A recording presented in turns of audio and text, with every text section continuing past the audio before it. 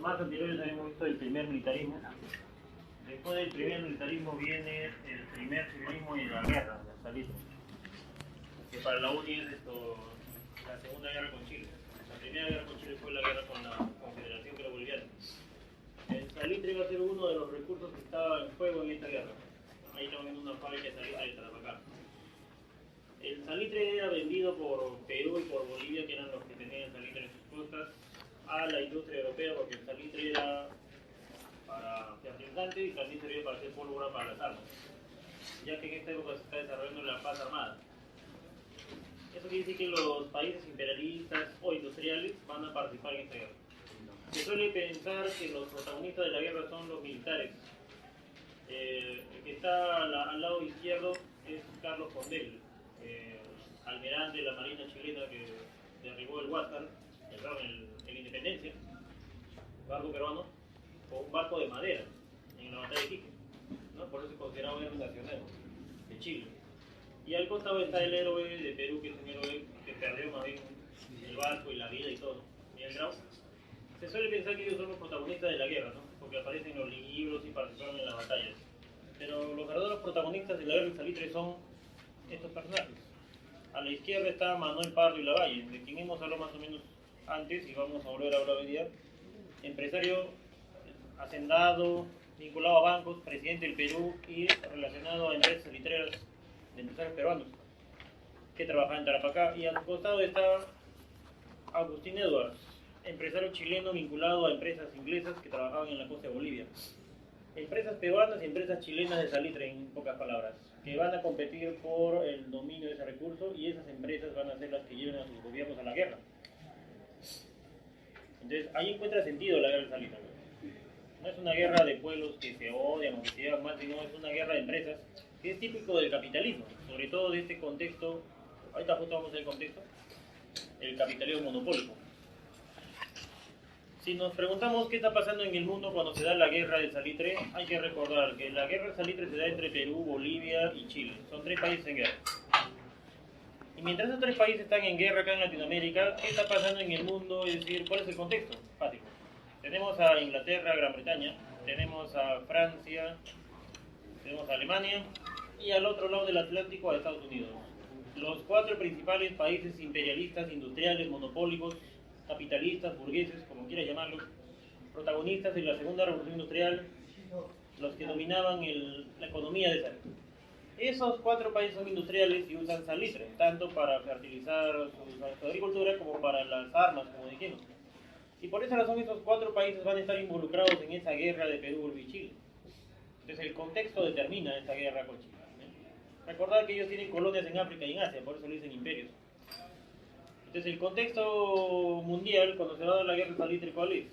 En Europa se está desarrollando el capitalismo monopólico, que es el tercer periodo del capitalismo, como tú bien sabes, ¿no? Capitalismo mercantil, industrial, monopólico, ¿no? Y el capitalismo monopólico, como tú bien sabes, es la época de la segunda revolución industrial, que dio origen a los monopolios que dominan el mundo económicamente, que dio origen al imperialismo a la vez, ¿no? Y en esa época hay que recordar lo que está pasando en el Perú, ¿no? En el Perú, ¿qué está pasando? Partamos de un punto, bueno, en 1845 hasta el 71 se dio la prosperidad falaz, que fue la segunda etapa del primer militarismo, en que el Perú vendió guano de las islas de Chincha. Después de la prosperidad falaz, los militares son reemplazados por los civilistas. Empieza ahí el primer civilismo. Y el civilismo va a dar como resultado la guerra del salitre, ¿no? O sea, la consecuencia del primer civilismo va a ser la guerra, ¿no? Que no es que viene Chile y te invade, no es eso, sino que el civilismo fue el responsable del surgimiento de esta guerra. Bien, ahora, ¿qué más está pasando en el mundo? Hay que recordar, los países imperialistas a partir de 1871 están desarrollando la paz armada. ¿Qué cosa es la paz armada? La época en que preparan armas de diferentes tipos, pero todavía no pelean. La guerra va a ser recién en 1914, en la Primera Guerra Mundial. Es una época de preparación la paz armada. Y justo la paz armada que está preparando armas va a requerir salitre, y por esa razón las potencias imperialistas van a participar en la guerra del salitre. Luego hay que ver qué pasó antes de la guerra, ¿no? Antes de la guerra, ¿ya?, se van preparando situaciones que llevan a los países a la guerra. Partamos de la prosperidad falaz para entenderlo, ¿no? El último gobierno de la prosperidad falaz, como nosotros sabemos, es el gobierno de Balta. En el gobierno de Balta hay que recordar lo que pasó. Balta eligió como ministro de Economía al famoso caudillo, empresario arequipeño Nicolás de Piérola. Como nosotros bien recordaremos, la élite empresarial, élite económica de Arequipa siempre tuvo pugnas con la élite de Lima, ¿no? Había un criollo del norte y del sur, habíamos dicho alguna vez, ¿no? Y justamente Balta elige a este caudillo y empresario arequipeño con la intención de romper el poder que tenían los empresarios de Lima sobre el guano, ¿no? Nosotros sabemos que en la prosperidad falaz los grandes beneficiados fueron la élite de Lima, ¿no? Se convirtieron en consignatarios peruanos, si te acuerdas, ¿no? Entonces Nicolás de Piérola le dijo, ya no le vamos a dar ningún recurso a la élite de Lima, sino a otros, ¿no? El guano, ¿quién se lo entregó? Se lo entregó al famoso Dreyfus francés. ¿Por qué? Porque Dreyfus ofreció mucho más dinero y beneficios al Estado peruano que lo que los consignatarios peruanos ofrecían. Tú ya sabes que ofreció el pago total de la deuda externa, ofreció mensualidades y ya no anualidades como traían los consignatarios, y ofreció también 2 millones de soles a la firma del contrato, ¿no? A cambio de que le den todo el guano a él, obviamente, ¿no? Por eso le hicieron el monopolio del guano. Ya sabes tú que el dinero del guano, el dinero de Dreyfus se usó en ferrocarriles, ¿no? Que fueron construidos con el contratista Mex y que no funcionaron, etcétera, ¿no? El otro recurso era el salitre, y el ministro Piérola, así como le quitó el guano a los consignatarios peruanos de Lima y se lo da a Dreyfus, el salitre también no se lo va a entregar a la élite de Lima, el salitre se lo va a entregar a otros empresarios. Se le concedió el uso y la explotación de salitre a empresas peruanas, chilenas e inglesas que empezaron a trabajar en el sur del Perú y en Tarapacá, vendiendo salitre a cambio de darle impuestos al Estado.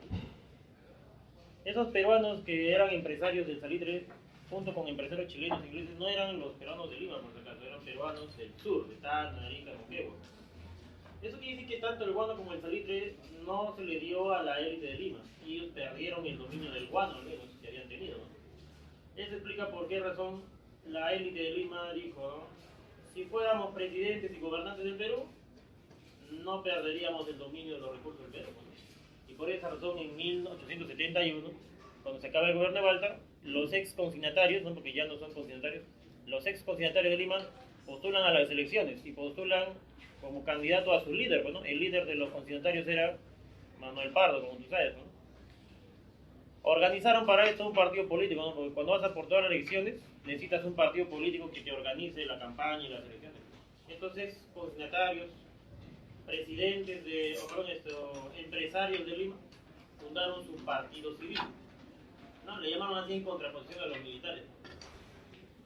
Participaron y ganaron las elecciones, ¿no? Su candidato que gana y se convierte en presidente fue Manuel Pardo de Lavalle, y él representa el interés de estos empresarios de Lima, que fueron perjudicados cuando se firmó el contrato de Dreyfus. Ahora va a empezar el gobierno del partido civil con Manuel Pardo, ¿no? Manuel Pardo entonces se convierte en presidente y empieza ahí el famoso primer civilismo, con el gobierno de Manuel Pardo de Lavalle. Lo que hizo Manuel Pardo de Lavalle va a llevar al Perú a la guerra. Lo que hizo Manuel Pardo de Lavalle va a llevar al Perú a la guerra, ¿no? Son acciones, no solamente son acciones de un presidente, sino de un presidente vinculado a empresas. Acuérdate que esos empresarios de Lima, cuando se convirtieron en consignatarios, con el dinero que ganaron del guano se compraron haciendas y bancos. No te olvides eso. ¿Qué es lo que hizo Manuel Pardo en su gobierno? Fácil, pues. Su objetivo es clarísimo, ¿no? Su objetivo de ellos, ahora que están gobernando, es recuperar el dominio de los recursos del Perú para ellos, tal como antes había sido. Y por eso lo primero que hace en su gobierno es una obra económica, ¿no? Si tú te acuerdas, en la prosperidad falaz tuvieron 5 grandes gastos, ¿no? Y uno de los grandes gastos el primero de ellos fue el pago a la burocracia. Y dentro de la burocracia, o sea, de los que trabajan para el Estado, estaban los militares. Como ya no están gobernando los militares, lo que hace Manuel Pardo es reducir los gastos militares. Eso obviamente no se iba a hacer si los militares gobernaban, pero si los civilistas gobiernan, se hizo, ¿no? Se hizo la austeridad fiscal. En parte para no gastar tanto, porque el Perú estaba casi quebrado. Acuérdate que los militares de la prosperidad falaz dejaron una deuda externa y tú ya sabes de dónde provenía esa deuda externa. Entonces había que gastar menos, dijo Pardo, y lo hizo. Después, si el contrato de Dreyfus los perjudicó, lo que hizo Manuel Pardo de Lavalle fue anular el contrato de Dreyfus, ¿no? Lo elimina, y el guano otra vez vuelve al Estado que está controlado por estos empresarios civiles, ¿sí? Estaba recuperando así el guano para ellos. Luego, el otro recurso que está en el Perú es el salitre. Y el salitre, como bien dijimos, estaba en manos de empresas peruanas, chilenas e inglesas. Lo que hace Manuel Pardo es dar una ley. Y la ley decía, ¿no? Todas las empresas del salitre que están en el sur son expropiadas y pasan a dominio del Estado. Los empresarios chilenos, peruanos, ingleses pierden sus empresas. Pero no les dejan tampoco en la nada. Lo que hace Manuel Pardo es quitarle sus empresas a esos empresarios del sur e indemnizarlos con dinero. O sea, si te quitaron una empresa que vale 6 millones, te lo dan en dinero, pero el Estado se queda con la empresa y con el salitre. Y el Estado, recuerda, son ellos, los civilistas. Por esa razón se dio la famosa nacionalización del salitre. La nacionalización del salitre. El Estado, que debería ser el Estado civilista, se queda con las empresas salitre. Ahora Manuel Pardo dijo, ya, ahora el Estado ya es dueño del salitre otra vez. Y en esa época el salitre estaba más pedido que el guano en Europa. Había que vender salitre. En ese sentido, el salitre se va a vender primero para pagar la deuda externa que tenía el Perú de la prosperidad falaz, y segundo, tiene que beneficiar a estos civilistas, ¿no? De alguna manera. Por esa razón Manuel Pardo Lavalle dijo, no, ya como el Estado peruano ahora es otra vez el que domina el salitre, el Estado peruano, por ley de él, lo va a entregar a empresas privadas que tengan dinero para que puedan extraer el salitre y transportarlo a Europa para venderlo. ¿A qué empresas privadas le dio este gobernante el salitre? A los bancos de Lima, que como bien sabes tú eran ellos mismos, ¿no? Entonces así cumplieron con su objetivo, se quedaron con el salitre a través de sus empresas. Sin embargo, en esa época no se logró vender suficientes materias primas. ¿Por qué? Porque en 1873 hubo una crisis económica mundial, la primera crisis económica mundial de la historia del capitalismo.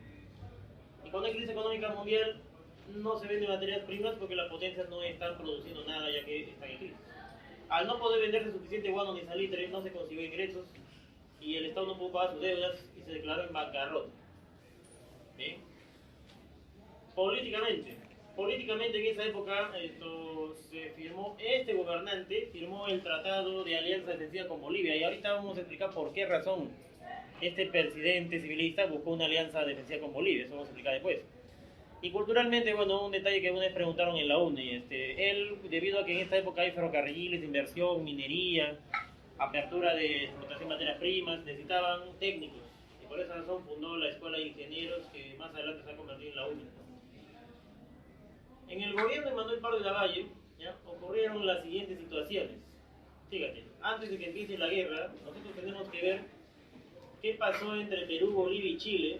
¿Qué pasó en Perú, Bolivia y Chile antes de la guerra? Porque la guerra no aparece así de improviso, así de la nada. Se va preparando. Antes de que empiece la guerra, años antes, más exactamente en la década de los 70, ¿qué pasó en estos tres países de tal manera que acabaron en una guerra? Ese círculo rojo que está ahí es Tarapacá. Es el sur del Perú, para abajo está, ahí está el salitre, esa zona que tenía el peruano. Es el salitre peruano. ¿Quiénes invierten ahí? Los que invierten ahí ya sabemos quiénes son, bueno, los bancos de Lima. ¿Quién les dio el derecho a invertir en el salitre? El gobierno de Perú, que es de ellos mismos. Pero también está la costa de Bolivia, ¿no? La costa que antes tenía Bolivia es Antofagasta. Y también hay salitre ahí. ¿Quiénes invierten en el salitre de Antofagasta de Bolivia? Empresarios chilenos ingleses, como el que vimos en la imagen al inicio, bueno, a ustedes ahora. Empresarios chilenos ingleses que eran socios y que formaron una empresa llamada la Compañía de Salitres de Antofagasta. Obviamente con permiso del gobierno boliviano y todo eso, ¿no? Entonces tenemos acá dos empresas que van a vender lo mismo a Europa, y cuando hay dos empresas que venden lo mismo, compiten. Y una de ellas va a querer deshacerse de la competencia. La que quería deshacerse de la competencia en el salitre eran las empresas de Tarapacá, de los civilistas de Perú. Es por esa razón que en esta época pasó lo siguiente. El presidente Manuel Pardo Lavalle del Perú decía, ¿no?, ¿cómo hacemos para deshacernos de esa competencia chilena e inglesa? Porque cuando hay competencia, tú bien sabes que los precios tienden a bajar, y a los empresarios salitreros les conviene que el precio suba. Por eso los empresarios de estos bancos de Lima que invertían en el salitre de Tarapacá decían, ¿cómo hacemos para deshacernos de la competencia? Y esa era también la preocupación del presidente Manuel Pardo, que pertenece a ese grupo, ¿no? La mejor manera es la siguiente: tú no puedes sacarlos de Bolivia, porque ellos están en un país que no es el Perú. El presidente de Perú no puede hacer eso, ¿no? Él nacionalizó las empresas que estaban acá en el Perú, pero de Bolivia no puede sacarlos, porque no es su país. Entonces, el presidente Manuel Pardo dirá, la única manera que tengo de tratar de sacar esa competencia de Bolivia es empezando a relacionarme con Bolivia, decía el presidente del Perú, Manuel Pardo. ¿Y cómo así hacemos eso? Fácil.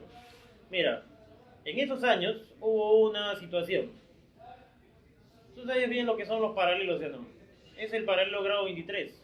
Abajo está el paralelo grado 24 y abajo está el paralelo grado 25. En esa época estaba sin definir la frontera entre Bolivia y Chile. Acuérdate que Bolivia y Chile eran vecinos. Perú no era vecino de Chile todavía, como ves ahí en el mapa. Bolivia y Chile estaban definiendo sus fronteras todavía. Acuérdate que son países jóvenes o recién nacidos, estos países hace 40, 50 años nomás. ¿Cuál es la frontera entre Bolivia y Chile? Estaba indefinida. ¿Qué decía Chile? Chile decía, la frontera es paralelo grado 23. ¿No? Querían avanzar hasta allá. En cambio, Bolivia, ¿qué decía? Bolivia decía, no, la frontera es hasta el paralelo 25. ¿Me entiendes? En ese sentido, está empujando por el territorio, ¿no? Se mantenía el paralelo 24 más o menos como punto intermedio, pero ambos querían ganar un grado de territorio, ¿ya?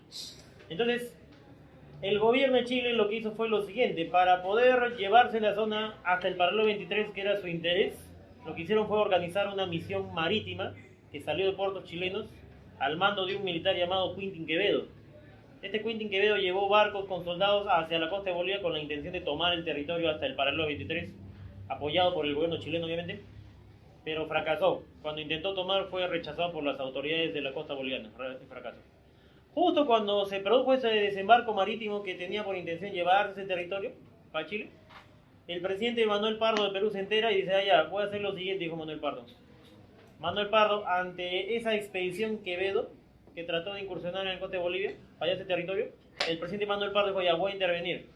Envió el barco de guerra llamado Huáscar, seguramente has oído hablar de él, lo envió a las costas de Bolivia. ¿Para qué? Ese barco monitor Huáscar era un barco de guerra, y lo dejó ahí nomás estacionado en la costa de Bolivia, como diciendo, hay un barco que está protegiendo de manera tácita la costa de Bolivia, ante cualquier desembarco, como el que se produjo con Quevedo hace poco, ¿no?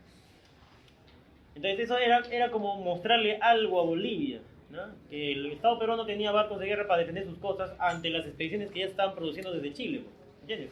Entonces, fue ahí donde el presidente Manuel Pardo de Lavalle, ante esta demostración de fuerza, le propone al presidente de Bolivia, Tomás Frías, firmar un tratado de alianza. Ese famoso tratado de alianza de defensa entre Bolivia y Perú, que todo el mundo conoce, ya, esa es justamente la forma como Manuel Pardo empezó a relacionarse con el gobierno boliviano, porque su objetivo, como ya te has dado cuenta, no era tanto defender la costa de Bolivia o que no limara a Bolivia. Su objetivo, ya sabes tú cuál es, ¿no? ¿Sí o no? La empresa que está ahí en la costa de Bolivia, ¿no? ¿Sí o no? Pero para eso tenía que involucrarse con Bolivia y por eso firmó en este tratado. Eso quiere decir que a Manuel Pardo y Lavalle poco le interesaba defender en realidad a Bolivia, aunque el tratado se llamaba defensivo. Y tampoco le interesaba que Bolivia defienda al Perú, porque no podía hacerlo, ya que Bolivia no tenía armada naval. ¿Bien? Entonces el tratado era una excusa para relacionarse con Bolivia nada más, ¿ya? Y Bolivia aceptó por la expedición Quevedo, ¿no? Bolivia aceptó por esa situación que había ocurrido en su costa, ¿no? Ya que Perú tenía barcos de guerra. Bien, ahora a continuación, ¿qué ocurrió? Fácil, ¿no? Los famosos empresarios miembros de la compañía de salitras de Antofagasta, que está invirtiendo en Bolivia, cuyos dueños son chilenos e ingleses, como hemos dicho, empezaron a ver esta situación como algo negativo, ¿no? Si hubiera una guerra así por cualquier razón entre Perú, Bolivia y Chile, el Estado peruano tenía la ventaja en el mar, porque tenía barcos de guerra, no nuevos, eran barcos ya obsoletos, pero tenía más barcos de guerra que el Estado chileno, debido a que los había comprado en la época del guano, cuando había dinero. Entonces, la armada chilena no era tan grande. Es por eso que los socios ingleses de los chilenos de la empresa Compañía de Salitras de Antofagasta quisieron revertir esa situación. Bien, y por esa razón los socios ingleses de la empresa chilena empezaron a invertir dinero, su capital, para que el Estado chileno adquiera dos fragatas acorazadas de acero de Inglaterra, que es el resultado de la Segunda Revolución Industrial, ¿no? Los barcos fueron anunciados para el año 1875. ¿Bien? En ese sentido, el gobierno boliviano dijo, no, si esos barcos llegan a la costa de Chile, el Perú va a estar en desventaja y ya no me va a poder defender. No va a tener la capacidad militar en el mar. Por esa razón, para asegurar mi posición y mi soberanía en la costa, así como he firmado un tratado con Perú, ahora firmo un tratado con el gobierno de Chile, dijo Bolivia. para asegurar su posición. Y es por eso que el gobierno de Bolivia le propone al gobierno de Chile lo siguiente. Para que no haya problemas entre nosotros, dijo, ¿no? ¿Te acuerdas que están definiendo la frontera entre Bolivia y Chile? Ya. Bolivia le propuso al gobierno de Chile que Chile se quede con el territorio hasta el paralelo 23. Y además, las empresas chilenas e inglesas de salitre que están en la costa de Bolivia invirtiendo, se les va a cobrar impuestos, los impuestos de siempre, impuestos por extracción de minerales, por el salitre de esos minerales, impuestos por exportación, impuestos aduaneros, los impuestos de siempre se les va a cobrar. Pero no se le va a cobrar impuestos adicionales por 25 años. No se le va a cobrar impuestos adicionales por 25 años. Bien, ese fue un trato que Bolivia le propuso a Chile. Entonces, el gobierno de Chile dijo, no, si las empresas de Chile no van a pagar impuestos nuevos durante un cuarto de siglo, bien, y si me vas a dar el territorio hasta el paralelo 23, mejor todavía. Y por eso el gobierno de Chile aceptó el famoso tratado entre Bolivia y Chile, tratado de 1874. El tratado que va a desencadenar la guerra entre los países. ¿Por qué? Mira, ¿por qué? Pues, Bolivia le propuso ese trato a Chile y lo firmaron, ¿no? Chile lo firmó porque le beneficiaba y Bolivia le ofreció todo eso porque no quería un conflicto donde estuviera en desventaja y perdiera su costa. Pues. Y con estas ventajas, cuando los barcos llegaron al año siguiente, el gobierno de Chile guardó sus barcos. Ya no había necesidad de pelear ni nada. ¿No? Todo está estable. Sin embargo, ocurrió lo siguiente. En Bolivia se vivía todavía caos político. Habían golpes de Estado constantes. Al presidente Tomás Frías, que firmó este tratado en 74, le dio un golpe de Estado. ¿Quién le dio un golpe de Estado? El militar Hilarión Daza. Hilarión Daza se convirtió en presidente de Bolivia y Bolivia tenía un problema. La deuda externa más grande del continente sudamericano la tenía Bolivia, con Inglaterra. Y los acreedores exigían el pago.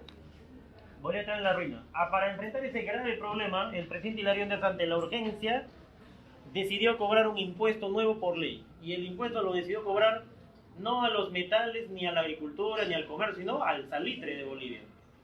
A la empresa chilena e inglesa de salitre que está en la costa de Bolivia, le empezó a cobrar por ley un impuesto adicional de 10 centavos por cada saco de salitre que saliera de Antofagasta. Y esa ley de 10 centavos estaba en contra y rompía el tratado del 74 que Chile había firmado con Bolivia, que Bolivia mismo había ofrecido. Y por esa razón, cuando Hilarión Daza estableció la ley de centavos, la empresa chilena e inglesa de Antofagasta, de los chilenos e ingleses, dijo, no vamos a pagar porque ustedes mismos, el gobierno de Bolivia, nos han ofrecido ese trato. Nos han dicho que durante 25 años no vamos a pagar. Pero, sin embargo, ya nos están cobrando un impuesto adicional cuando ustedes dijeron que no iban a cobrar impuestos adicionales. Hilarión Daza entonces dijo, tenemos que cobrar ese impuesto porque es la ley, dijo Hilarión Daza, de manera autoritaria. Si no pagan el impuesto, tendrán que retirarse del país de Bolivia al año siguiente. La ley fue dada en el 78. Como el presidente Daza los esperó hasta el 79, año en que iba a empezar la guerra, como la empresa no pagó, Hilarión Daza llevó 100 soldados a la costa de Bolivia e incautó todas las maquinarias de la empresa de Chile e Inglaterra en la costa de Bolivia y los operarios y técnicos fueron expulsados del país de Bolivia. Entonces, han perdido toda su inversión los chilenos e ingleses en Bolivia. Como muchos de esos empresarios estaban vinculados al gobierno de Chile, utilizaron al gobierno de Chile para recuperar su empresa. El presidente de Chile, Aníbal Pinto, cargó 10.000 soldados en la costa de Chile y se fueron con barcos a la costa de Bolivia y empezaron la invasión de la costa de Bolivia con la idea de recuperar la empresa que tenían ahí y de paso también estaban ocupando ya la costa del país de Bolivia. Ahora esto, ¿qué es lo que ha pasado? Fácil, ¿no? Como Bolivia está invadido, cuando un país invade a otro, el país invadido lo que hace inmediatamente es declarar la guerra prácticamente, por defender su soberanía, no tiene otra cosa. Y por esa razón, el presidente Daza le declara la guerra al país de Chile. Como el Perú es aliado de Bolivia, el presidente Aníbal Pinto le declara al Perú, ¿no? Como pues, por cuestión de defensa. ¿No? El presidente del Perú en esa época, después de Manuel Pardo y Lavalle, era Mariano Ignacio Prado, que también era civilista. Él trató de enviar una misión diplomática a Chile, pero sin resultados, ¿no? La guerra ya estaba declarada entre los tres países y empieza la guerra y bueno. Entonces no te olvides ese tratado del 74, que es el que desencadena la guerra, ¿no? El tratado que Bolivia firmó y luego incumplió, ¿no? La guerra del salitre, ¿qué es entonces? La guerra del salitre no es una guerra entre tres pueblos, sino una guerra entre tres estados, donde van a participar países imperialistas. Ahora, ¿cuáles son las zonas de conflicto? Fácil, ¿no? Tarapacá, salitre peruano, y Antofagasta, salitre boliviano. Una empresa hay empresas de civilistas peruanos en Tarapacá y hay empresas chilenas e inglesas en Antofagasta. La competencia entre ellos fue lo que lleva a esta guerra. ¿Bien? Ahora, ¿cuáles son las causas de la guerra? Fácil. La causa de la guerra, lo que pregunta bastante la ONU, por ejemplo, ¿no? Causa económica. Causa económica de esta guerra es la competencia entre empresas chilenas y peruanas por el salitre. O sea, la causa de la guerra no es el salitre a seca, no, la causa de la guerra es el salitre, no, sino la competencia de las empresas que querían dominar la venta del salitre en Europa, ¿no? Sobre todo los civilistas, ¿no? Que buscaron deshacerse de la competencia chilena-inglesa. También están en juego otros recursos, por ejemplo, si un país se lleva toda esa costa, también se lleva islas del Guano. Además, también, el que gane la guerra en el mar, en esta guerra, se lleva las rutas marítimas. Las rutas marítimas son comerciales, también son valiosas. Entonces, hay varios recursos económicos en juego, no solo el salitre. Además, también hay dos potencias que se están peleando por el dominio del mercado latinoamericano, Estados Unidos y Gran Bretaña. Y ellos van a participar de esta guerra para ganar espacio en este mercado latinoamericano. Lo cual explica por qué si los empresarios ingleses, británicos, eran socios, empresarios chilenos ya desde hace tiempo, por eso explica por qué razón Norteamérica va a apoyar más bien al gobierno peruano. Y esto va desde después. Causa política. La causa política aquí es una de las cosas más importantes. ¿Por qué razón? Esta guerra ya no es de pueblos, ¿no? O sea, que los peruanos odian a los chilenos y los chilenos odian a los peruanos. No se trata de eso. Porque los pueblos ni tienen dinero para comprar armas, ni tienen poder para declarar la guerra a nadie. Los que tienen ese poder son los estados. Pero los estados no son solamente gobiernos así nomás, sino lo siguiente, ¿ya? Si nosotros vemos en un cuadrito los países de esa época, vemos lo siguiente. Por ejemplo, en el Perú. En el Perú, ¿quién era el presidente cuando empieza la guerra? Mariano Ignacio Prado. Mariano Ignacio Prado no representa a todos los peruanos, ni le interesa tampoco defender al pueblo peruano, etc. Él es miembro del grupo de los civilistas. Y los civilistas están interesados en esta guerra porque buscan defender sus inversiones en Tarapacá. Ya sabes tú cómo consiguieron esas inversiones. En Bolivia se da lo mismo. En Bolivia el presidente cuando empieza la guerra es Hilarión Daza. Hilarión Daza tampoco gobierna en función al interés de todos los bolivianos, menos de sus pueblos, sino gobernaba para un grupo especial. Allí en la costa de Bolivia, que es Antofagasta, no solamente hay salitre. No sé si logras ver que ahí dice Mejillones. Ahí en esa zona de Mejillones que está dentro de Antofagasta, no solamente hay salitre, sino hay minas de plata también, minas de plata. Y esas minas de plata, como tú te imaginarás, tienen dueños. Los dueños de esas minas de plata en la costa de Bolivia son un grupo poderoso de empresarios mineros de Bolivia conocidos como los varones de la plata bolivianos. Cuando el gobierno de Chile invadió las costas de Bolivia, como acabamos de ver, esas minas están en peligro de perderse, ¿no? En ese sentido, los varones de la plata quieren defender esa costa por defender sus propiedades mineras. Y como Hilarión Daza defendía su interés de ellos, eso explica por qué Hilarión Daza rápidamente declaró la guerra al país de Chile. ¿Ya? Y en Chile se da lo mismo. El hecho de que el presidente Aníbal Pinto de Chile rápidamente invadiera la costa de Bolivia cuando el gobierno boliviano le quitó la empresa de salitre a los chilenos ingleses, indica no que el gobierno chileno defiende la soberanía de Chile o algo así, sino indica que el gobierno de Chile, Aníbal Pinto, está vinculado a los empresarios y accionistas de esa empresa, y de hecho era así. Varios accionistas de esa empresa estaban vinculados e incluso varios eran integrantes del gobierno chileno. Eso explica por qué razón invadió rápidamente la costa de Bolivia, ¿no? Dado que Aníbal Pinto pertenece o representa a el grupo más poderoso de Chile, que son la élite de comerciantes, salitreros y banqueros y comerciantes de Valparaíso. Pues acá los gobiernos se declaran en la guerra no porque quieren defender su patria, su nación, sino porque defienden y representan a grupos de poder económico. O sea, la guerra en salitre es una guerra entre tres élites de poder económico que a la vez tienen poder político porque esos presidentes en cada país los representan y por eso que se declaran la guerra mutuamente, lo cual se reduce al final a una guerra entre grupos empresariales. Ahora, ¿qué va a tener que ver el pueblo acá? Fácil, pues. El pueblo de Chile, de Bolivia y Perú, su participación es la siguiente. Como ellos, esos grupos de gente rica, son los que gobiernan los países, como son los que gobiernan, dan una ley de leva militar y levan rápidamente, reclutan a la población de manera obligada, porque en una guerra no te va a preguntar si quieres ir o no. Te reclutan y te llevan a la guerra y muchos en esa guerra murieron, no tanto peruanos, bolivianos y chilenos. Ahora, estas élites, ¿qué es lo que van a hacer? Después de la guerra, cuando la guerra haya acabado, no importa si ganaste o perdiste, estas élites lo que van a hacer es, una vez que termina la guerra, van a empezar a establecer una historia, van a escribir una historia de la guerra. Pues los historiadores antes siempre fueron de los grupos de poder económico. ¿Qué van a decir los historiadores chilenos? de parte de, o sea, inventando una historia de parte de sus élites, que ellos invadieron el Perú y Bolivia porque Bolivia y Perú eran agresores, ¿no? ¿Qué van a decir los historiadores peruanos? Lo contrario, ¿no? Que Chile era un agresor, defendimos a Bolivia por ser un contrato que se firmó de defensa mutua. Entonces cada uno va a empezar a inventar una historia que después va a aparecer en los libros de colegio, afín a sus intereses, ¿no? Echando la culpa al otro país, al país contrario. La consecuencia de eso es que durante años y años, ¿no? Que esa educación que se vierte en los colegios, ¿no? Desde el siglo XIX que ocurrió la guerra hasta el siglo XXI, la consecuencia es que los pueblos, la gente común y corriente se van a odiar, ¿no? Si así los han educado durante años, ¿no? Y esto ya se vuelve ya tradición, costumbre y la mentalidad de cada pueblo, ¿no? ¿Me entiendes?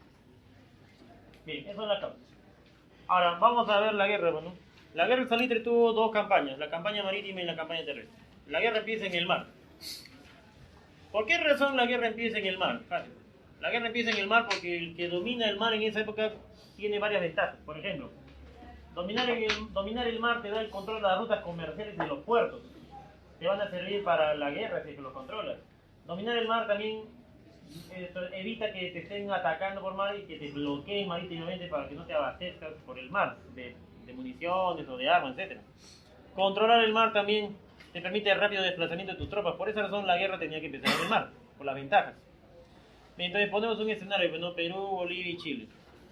¿Cómo se ve la campaña marítima? Fácil, ¿no? Ahí está el Callao, Iquique es un puerto peruano de Tarapacá y Valparaíso es un puerto de Chile. La armada del gobierno chileno trazó un plan. Ganar la guerra marítima en un día. ¿Cómo hacemos? Fácil, ¿no? Llevamos todos los barcos de guerra de Chile hasta el Callao y con todos los barcos de guerra de Chile robamos todos los barcos de guerra de Perú en el Callao en un solo día. Nos regresamos y sin barcos Perú pierde la guerra en un solo día en el mar. Y eso fue lo que hicieron, ¿no? Salieron todos sus barcos de Chile en masa y se fueron en masa hacia el Callao, ¿no? Ahora, pero había un problema, ¿no? Habían dos barcos chilenos, o sea, los barcos chilenos eran a vapor, así ¿no? de acero, pero habían dos barcos de madera que retrasaban a la flota. Dos barcos de madera llamados el Covadonga y el Esmeralda. Entonces, mientras los barcos, lleno de barcos de Chile se iba a Callao, el almirante de la marina chilena decía que el Covadonga y Esmeralda, como son lentos, que se queden en Iquique y que nos esperen ahí a que regresemos con los barcos peruanos. Y ahí por esa razón se van todos los barcos chilenos a Callao y Covadonga y Esmeralda se quedan en Iquique esperando. La noticia de que habían dos barcos de guerra en Iquique llegaron a Lima vía telero. Antes había cable, ¿no? Para enviar noticias por código Morse, ¿no? El gobierno de Lima de Mariano Soprado envió entonces a Iquique dos barcos acorazados del Perú que eran el Huáscar y la Independencia. Y cuando se van al sur esos dos barcos no se dieron cuenta que se cruzaron en el camino con los barcos chilenos que iban al Callao.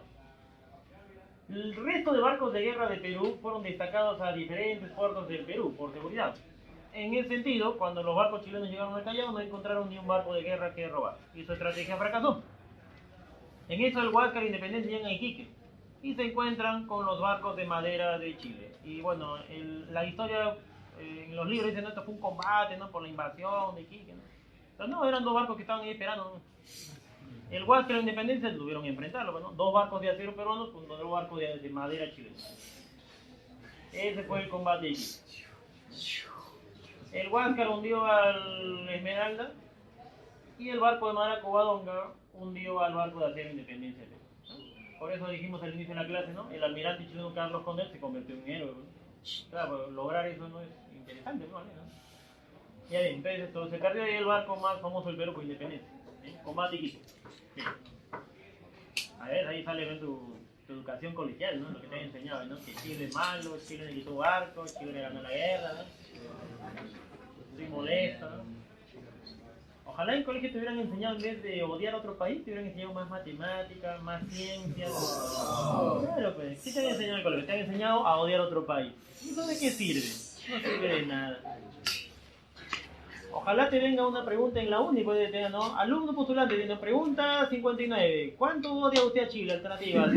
Mucho, bastante, demasiado, poquito. Ya marque la respuesta. Y seguramente la clave va a ser odio bastante a Chile, ¿no?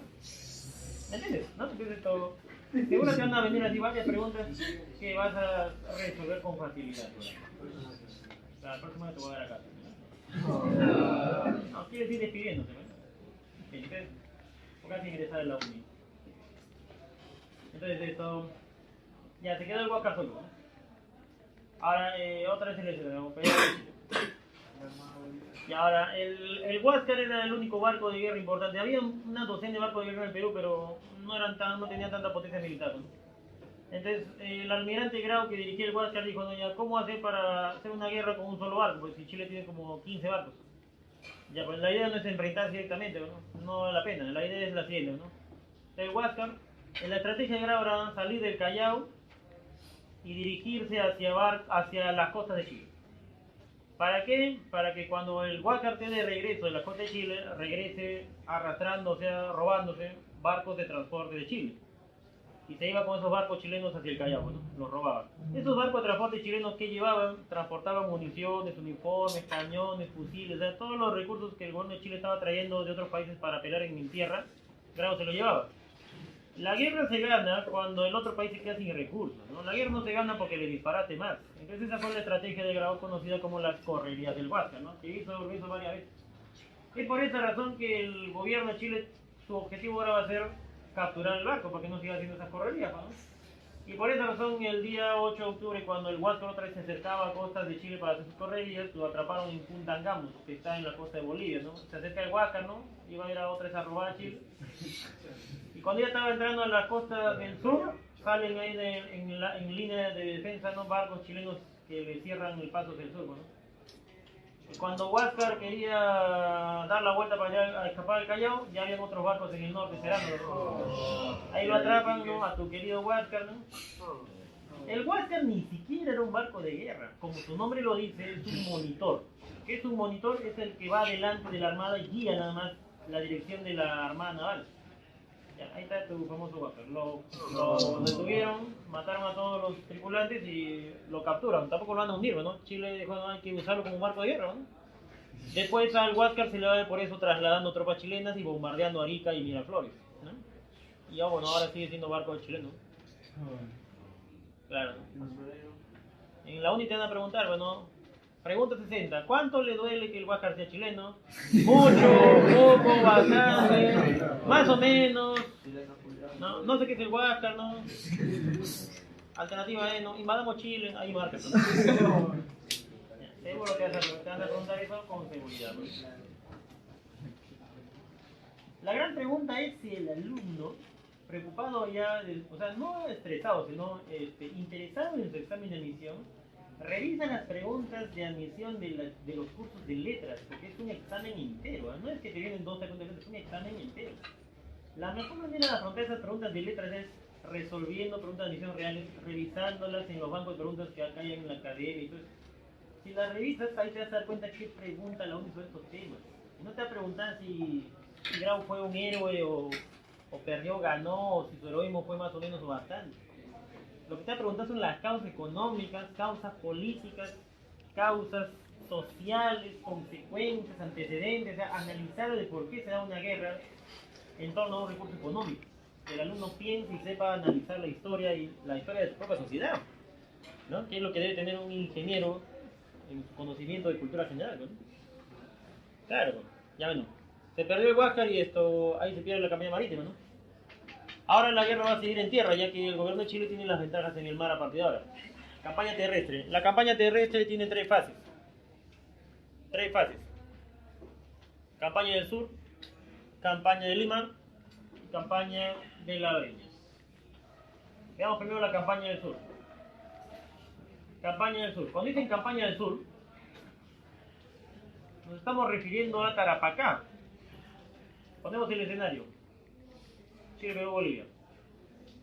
Es el puerto de Pisagua, es un puerto de los varios que tenía Perú en Tarapacá. Tarapacá es esa parte sur, ¿no? Ahí se va a desarrollar la guerra. La costa de Bolivia está invadida, ¿no? Ahora faltaba el salitre de Perú. El objetivo de la campaña del sur es quién se queda con el salitre de Perú en Tarapacá. Bueno, el salitre del Estado peruano, que tú ya sabes era el salitre de quién. Es el salitre de todos los peruanos, de la nación. Era el salitre de los civilistas. Y punto. ¿Ya está? Y cuando veas por ahí, ¿no?, que todo el ejército peruano formó por la población del Perú, van allá a defender las tierras de Tarapacá. Primero que están defendiendo el pueblo que fue reclutado, primero que fue a la fuerza. Si no, tendríamos que encontrar por ahí el testimonio de esa época de alguien que diga, sí, yo quiero ir a la guerra porque quiero defender mi patria. Nadie. Es una leva forzada. ¿Ya? Y segundo, debes recordar que al ir a defender la tierra de Tarapacá, lo que están defendiendo es, o sea, esos soldados están yendo a defender más que el orgullo patrio, están yendo a defender las inversiones de los ricos civilistas de Lima. ¿Ya? Esa es la idea justamente. ¿Ya? Bien, entonces el objetivo es quién se queda con Tarapacá. El país de Chile tiene la ventaja en el mar. Sale con sus barcos y llevan todas sus tropas a Pisagua y desembarcan en Pisagua y toman el control de Tarapacá. Esa es la ventaja del mar. El ejército peruano y boliviano van a pie hasta el desierto de Tarapacá, esa es la desventaja, ¿no? Y ahí se da la primera batalla. En Tarapacá, la batalla de San Francisco, ¿no? Que por falta o sea, por haber llegado tarde y no tomar posición en lugares estratégicos, el ejército de los aliados peruano y boliviano perdieron, ¿no?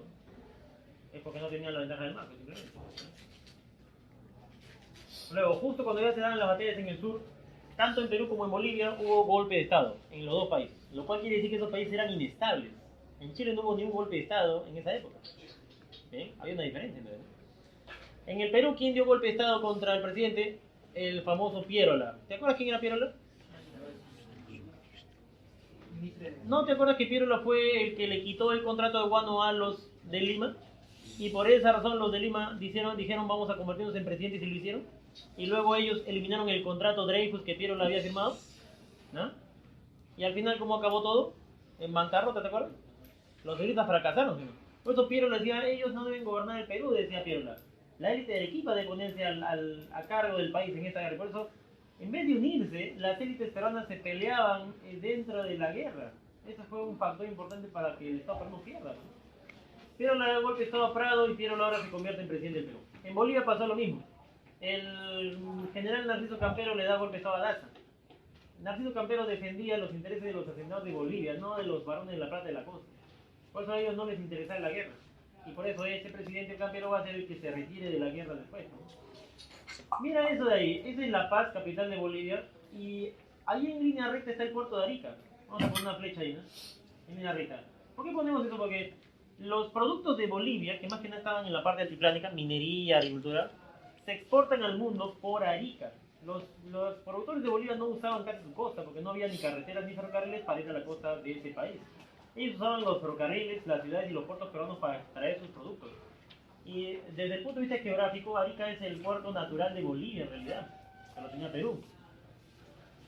En ese sentido, cuando el gobierno de Chile le ofrezca al gobierno de Bolivia de Campero entregar el puerto de Arica, si es que se retire de la guerra, Narciso Campero va a aceptar justamente por esa razón.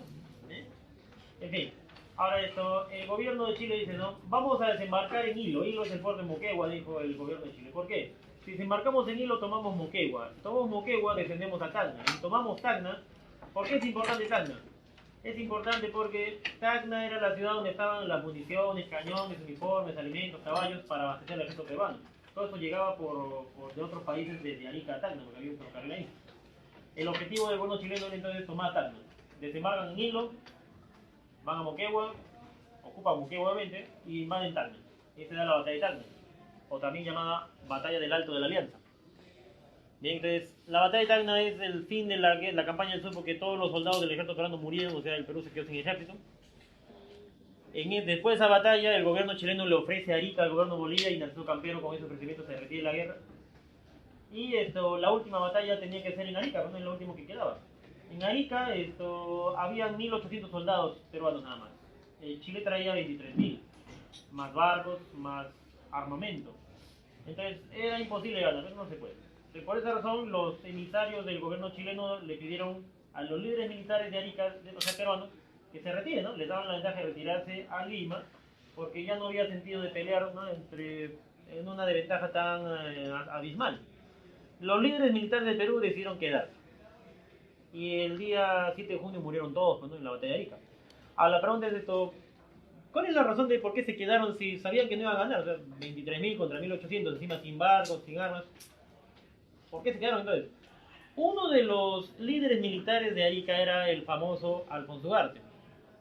Alfonso Ugarte no era un militar, él se insertó al ejército por voluntad propia. ¿Por qué?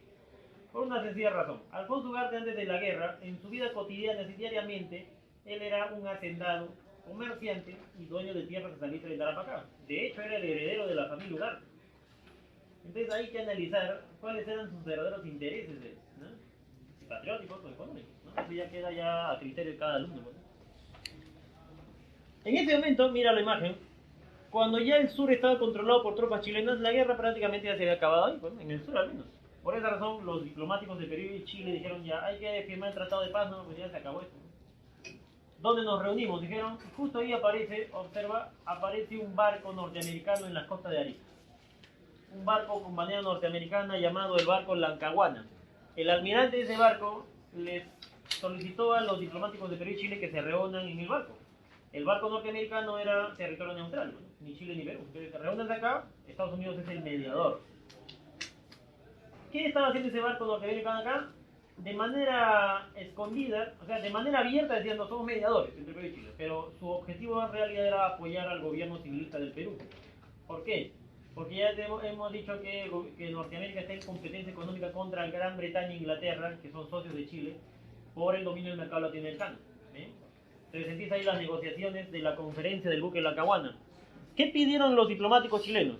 Diplomáticos chilenos pidieron, ¿no? Queremos Moquegua, Tacna, Arica y Tarapacá, porque eso es lo que estamos ocupando, ¿no? Más 20 millones de indemnización de guerra. El gobierno del Perú, que gobierna Piérola y representa los intereses de los civilistas, dijeron, para decidir quién se queda con los territorios salitreros, dijo el representante de Perú, hagámoslo de manera justa. Que entre Perú y Chile haya un árbitro diplomático que decida imparcialmente, sin presiones, sin preferencias, quién se queda con los territorios. Y el gobierno de Chile dijo, ya, estoy de acuerdo. ¿A quién propones como juez? Y el Perú dijo, no, yo propongo como juez a Estados Unidos. Y el gobierno peruano obviamente lo estaba haciendo a propósito, ¿no? Porque ya sabía que Norteamérica estaba a favor de los intereses del Estado peruano. El gobierno de Chile se dio cuenta de la estrategia y dijo, no aceptamos, y si no quieren entrar al territorio, entonces la guerra sigue. ¿Cómo hacer para derrotar a los civilistas? O sea, no se trata de derrotar al Perú, se trata de derrotar a los civilistas, que son los que tienen el dominio de salir del Tarapacá. ¿Ya? Los chilenos quieren que los civilistas entreguen ese salitre. ¿Cómo derrotarlos? Fácil. ¿Se acuerdan cuáles eran las propiedades de los civilistas? Tenían salitre, ¿verdad? Haciendas, ¿sí? Y bancos. Las haciendas, ¿te acuerdas dónde están? En la costa norte, ¿no? Ya, entonces, ¿qué hacemos? El gobierno chileno dijo, la cosa quiere vencer a los civilistas, no a los peruanos, sino a los civilistas.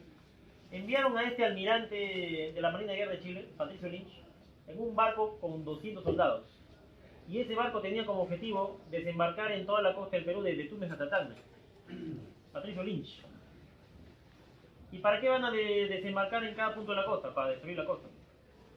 ¿Por qué? Porque en la costa está toda la economía peruana en esta época. En la costa está el guano, está el salitre, los ferrocarriles, las ciudades, los mercados, las haciendas, todo está ahí. Si destruyes la economía del Perú, que estaba en la costa, entonces ¿con qué economía van a financiar la guerra los peruanos? Así se gana la guerra, pues destruyendo la economía de los peruanos. Las haciendas de la costa norte, las ciudades, los ferrocarriles, los puertos, toda esa zona visitó la famosa expedición y destruyendo a su paso lo que encontraba, destruyendo la economía. Y obviamente visitó las haciendas de la costa norte, quemándolas, destruyéndolas o exigiendo cupos de guerra a sus propietarios. Si tú ya sabes que los propietarios son los famosos civilistas, exigiendo gigantescos cupos de guerra. Muchas haciendas sí quebraron, ¿no? Estaban golpeándole a los civilistas en su propiedad más importante, ¿no? Para que se rindan. Después de que la destrucción de la costa fue un hecho, los civilistas no querían rendirse. ¿Por qué? Porque si entregaban el salitre se quedaban sin esa inversión. Fue por esa razón que el gobierno de Chile dijo, vamos a tener que ir a Lima, donde viven los civilistas, para presionarlos allá mismo en su ciudad a que firmen una rendición cara a cara. Es por esa razón que el gobierno de Chile decidió la invasión a Lima. Bueno, el plan no era invadir Lima, pero tuvieron que venir para vencer a los civilistas acá. El objetivo es acelerar la rendición de los civilistas acá en Lima. ¿No?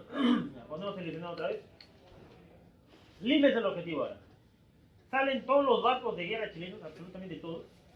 A la cabeza estaban el Aguintalá y el Cochrane, llevando a toditos los soldados de guerra chilenos, los 23.000 soldados, con 80 cañones modernos de la fábrica Krupp, empresa de armas alemana. Alemania entra aquí a participar. ¿Cuál es el objetivo de Alemania? Vender armas. ¿No? Ellos no tienen bandera. Los capitalistas ingleses sí tenían bandera, no apoyaban a sus socios chilenos, pues son sus socios. El gobierno norteamericano apoyaba al gobierno de Perú porque está en competencia con los ingleses, ¿no? Tenía también bandera, pero Alemania decía no, hay que vender armas al que nos compre, ¿no? vendió 80 cañones al ejército chileno. Desembarcaron en Chilca. Chilca está acá en la playa del sur, cada 2 horas en ómnibus por la Panamericana Sur, ¿no? Desde Chilca empezaron a avanzar rumbo a la capital, ¿no? Van a pasar por la zona de San Juan de Miraflores, por Miraflores, rumbo al centro de Lima, ¿no? Se dieron 2 batallas. El presidente es Pierola. Pierola puso 2 líneas de defensa. Puso la primera línea de defensa en San Juan de Miraflores y la segunda línea de defensa en Miraflores. Y ahí se dio por esa razón la batalla de San Juan y de Miraflores. Las 2 batallas fueron un desastre para el ejército peruano. ¿Por qué? Porque ya te he dicho ya que todos los soldados del ejército peruano murieron en Tacna. El ejército que defendió Lima fue un ejército improvisado que se reclutó así con la gente que había en la capital, ¿no? Bien, esto ya fue un desastre. Ahora el ejército chileno avanza, destruye a cañonazos Chorrillos y Barranco, quedaron hechos cenizas en esas 2 ciudades, ¿ya? Porque esa era la idea, para presionar. Luego llegaron a las puertas de Lima, iban a destruir también toda la ciudad, todas las casonas, iglesias, todo quedaba hecho trizas. Sin embargo, salió a la defensa de Lima un almirante de la Marina Imperial de Francia, llamado Abel Vergueil du Petitoires. Petitoires habló con el general Manuel Baquedano, que era el general chileno que dirigía la invasión de Lima, y negociando consiguió que las tropas chilenas entren pacíficamente a la capital. Lima no fue destruida. ¿Cuál es el interés de Petitoires de defender Lima? Acuérdate que en Lima hay casas comerciales. Acuérdate que está, por ejemplo, la Casa Dreyfus. ¿De qué país es eso? De Francia. Y había otras casas francesas también. La Casa Pomarot, la Casa Montané. Los franceses vienen a hacer comercio acá a Lima. ¿Por qué? Porque en Lima hay un montón de población para vender cosas. Es un mercado. Pero si tú destruyes Lima cañonazos, ya no hay mercado donde vender. El Petitoires estuvo acá para defender los intereses de su nación o de la burguesía de su país. Ahí están los 4 imperialistas participando cada uno por su interés, como dijimos al inicio. ¿Bien? Las tropas chilenas entran pacíficamente. El general Baquedano, chileno, representando al gobierno de Chile, exige la presencia del presidente del Perú para firmar de una vez en la entrega de los territorios y el tratado de paz, o el tratado de rendición, en otras palabras. ¿Dónde estaba Pierola? Pierola no estaba en Lima, se había escapado de la capital. ¿Por qué? Porque ya no había ejércitos ni armas para pelear. Pierola se fue ¿a dónde? A la sierra. ¿A qué parte de la sierra? A Tarma.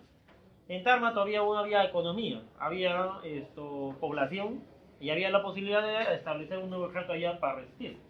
Como no estaba el presidente en Lima, el general Baquedano chileno exigió a los dueños del Perú, y los dueños del Perú en esa época son los civilistas que viven en Lima, les exigió que se reúnan en una casa cualquiera de Lima y les obligó a elegir entre ellos a un nuevo presidente. Los civilistas se reunieron en una casa de Lima, eran 113 civilistas poderosos, y entre ellos eligieron un presidente por presión de Chile, ¿no? Eligieron al famoso civilista Francisco García Calderón, nuevo presidente del Perú, que representa a los civilistas. Este García Calderón con Manuel Baquedano se fueron al distrito de Magdalena, y desde ahí va a gobernar García Calderón, ¿no? Allí en Magdalena negociaron la rendición del Perú, o de los civilistas más bien dicho. Y Baquedano dijo, no, ya no, para que se rindan más fácilmente ya no le pedimos Moquegua, Tacna y Tarapacá, sino Tarapacá, Arica y Tacna, ¿no? Y en vez de 20 millones, 10 millones nomás de indemnización. Entonces, el gobierno de Chile bajaba sus pedidos para que los civilistas se rindan. ¿Qué respondió García Calderón? Como García Calderón es civilista, ¿qué dirá? No, porque es su inversión de ellos, Tarapacá. Al negarse a entregar el salitre de Tarapacá, Manuel Baquedano tomó a García Calderón y lo subió a un barco y se lo llevaron a Chile. El presidente de Perú fue raptado, bueno, el presidente civilista más que de Perú, fue raptado a Chile para presionarlo allá que firme el tratado de rendición. En ese sentido, cuando no hay presidente, ¿quién asume el gobierno? El vicepresidente. ¿Y quién era el vicepresidente del Perú? Lizardo Montero, era un almirante de la Marina peruana. Y él dijo ya, yo soy el presidente porque el otro lo han raptado a Chile, ¿no? ¿Dónde voy a gobernar? Tengo que ir a gobernar donde hay armas. ¿Dónde hay armas? Armas de venta norteamericana que el Norteamérica había venido a Perú, estaban en Arequipa. Entonces fue a Arequipa, Lizardo Montero. El resultado fue el siguiente.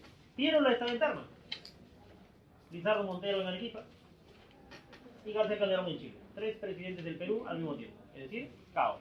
El Perú entonces políticamente terminó en caos y económicamente destruido. Y sin ejército. Lo único que quedaba de la guerra para el Perú eran los generales del Perú.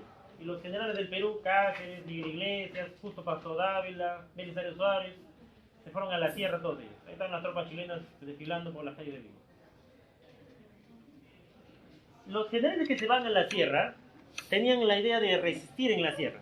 Y esa campaña de resistencia es la campaña de La Breña. Como los generales todavía podían edificar un ejército en la sierra, el general chileno Baquedano ordenó a las tropas chilenas que entren a la sierra y le den fin a esos generales, o sea, los derroten de manera rápida para que la guerra se acabe una vez. Para los generales, como decimos, en la guerra de la Breña va a ser la guerra de resistencia, la última fase de la guerra. Ahora, ¿quiénes fueron los principales focos de resistencia peruanos en la sierra? Miguel Iglesias en Cajamarca y Cáceres en el Valle del Mantaro, o sea, en Junín. Ponemos el escenario. Miguel Iglesias, general peruano, se fue a Cajamarca. Cáceres, general peruano, se fue al Valle del Mantaro. ¿Por qué razón se ubicaron ellos justamente ahí? Miguel Iglesias, que está en Cajamarca, no solamente era militar general del Perú, sino también era un hacendado de la Sierra del Perú. Tenía haciendas y poder económico. Pertenecía al grupo de hacendados de Cajamarca, del norte. Cáceres era más bien hacendado de Ayacucho y se estableció en el Valle del Mantaro para frenar el ingreso de las tropas chilenas de Lima hacia la sierra. Entonces esta es ahora la guerra de los hacendados de la sierra. Ellos no tienen nada que ver con el salitre. Muchos de ellos se fueron a la sierra no tanto a defender al país, sino a defender sus haciendas. Las tropas chilenas entran y empieza la guerra en la sierra. ¿Quién apoyó a Iglesias ahí en Cajamarca? Los hacendados de Cajamarca le dieron todo el apoyo para defender sus haciendas y propiedades. ¿Quién apoyó a Cáceres en el Valle del Mantaro? Las comunidades indígenas del Valle del Mantaro le apoyaron, los indígenas, los campesinos. ¿Por qué? No porque los indígenas defendieran al Perú, sino porque las tropas chilenas saqueaban las comunidades indígenas para alimentarse. Es que el chileno no traía su comida en el hombro. Comen o se alimentan de lo que saquean acá, pues es la guerra. Pero no solamente ellos, los hacendados del Valle del Mantaro también apoyaron a Cáceres, viendo que sus haciendas estaban siendo saqueadas por las tropas chilenas. Entonces empieza ahí la unión entre diferentes sectores contra la invasión de Chile a la sierra. Y en ese momento empiezan las victorias de los hacendados de la sierra, ¿no? Iglesias gana la batalla de San Pablo, Cáceres gana la batalla de Pucará, Concepción, Marcaballo. Entonces la guerra acá se voltea, ¿no? Las victorias van a ser entre comillas peruanas, ¿no? Y en ese momento el gobierno de Chile dijo, no, ya tenemos una última carta acá, ¿no? ¿Cómo vencemos a estos hacendados generales de la tierra? Fácil, ¿no? Lo mismo que hicimos en la costa hay que hacer en la sierra, ¿no? Así como destruimos la costa con la expedición Lynch, hay que mandar a otro a la tierra para que destruya todo. Y mandaron a un militar llamado Letelier, con ejércitos, con cañones, empezó a bombardear ciudades, circuitos comerciales, mercados, haciendas, todo el circuito económico de la sierra estaba siendo destruido. Circuito económico donde estos hacendados ganan dinero. En ese sentido, uno de los hacendados dijo, no, ese circuito económico de la sierra tiene que subsistir para que nosotros sigamos haciendo dinero en la sierra. Si Chile se queda acá va a ser destruido y vamos a perder poder económico. Entonces hay que hacer que la guerra se acabe, dijo el famoso general Miguel Iglesias. ¿Cómo hacer para que el circuito económico de la sierra no sea destruido? Tienen que irse los chilenos. ¿Y cómo hacer para que se vayan? Hay que traerle salitre. Y si nosotros le entregamos el salitre, dijo el hacendado de Cajamarca, no nos vamos a perjudicar porque el salitre no es nuestro, el salitre es de los civilistas. Si le entregamos salitre, salvamos nuestras haciendas en la tierra. Fue por eso que el famoso Iglesias mandó un mensaje escrito a todos los hacendados de Cajamarca. A ese mensaje le llamaron el Grito de Montán, donde el general Iglesias le propone a su grupo de hacendados de Cajamarca unirse con el ejército chileno para pactar la entrega de Tarapacá. A ellos no les va a afectar, estaban vigilando sus propiedades de ellos mismos. Se unieron al ejército chileno. Al enterarse de eso, Cáceres marcha hacia el norte para romper esa alianza y se enfrentan ambos, Iglesias y Cáceres, ahora guerras de peruanos, en la batalla de Huamachuco, donde Iglesias derrotó a Cáceres. ¿Por qué? Porque tenía apoyo del ejército chileno. ¿Bien? Seguramente esta situación te parece familiar porque ya hemos visto algo similar antes, ¿no? Cuando vimos la Confederación, peruano contra peruano. Una vez que Cáceres fue derrotado, Iglesias marcha hacia Lima, hacia el balneario de Ancón con las autoridades chilenas y ahí firman el Tratado de Rendición, ¿no? El Tratado de Ancón. El hacendado de Cajamarca entrega Tarapacá para siempre a Chile y Tacna y Arica por 10 años. Más 10 millones de pesos chilenos como indemnización de guerra, pagaderos con el guano de Isla del Perú.